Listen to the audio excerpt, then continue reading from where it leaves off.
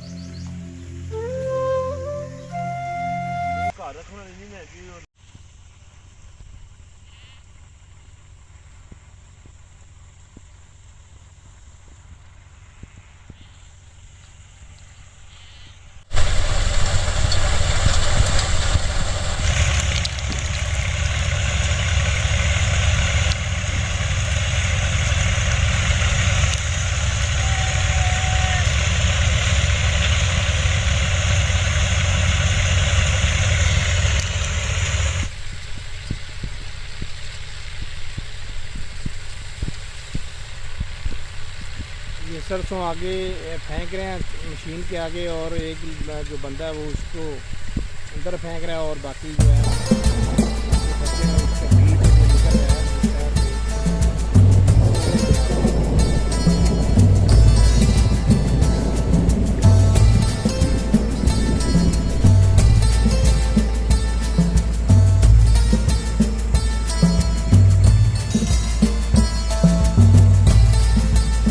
गाँव में ये यूज होता बस बहुत प्यारा लगता है, बहुत अच्छा और बहुत खूबसूरत लगता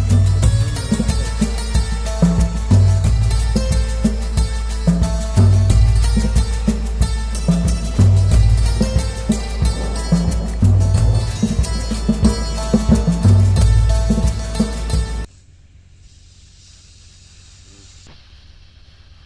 पत्रकार है, मैं दास्तान है बाबे को पता कर क्या कि 2 मरले हो गए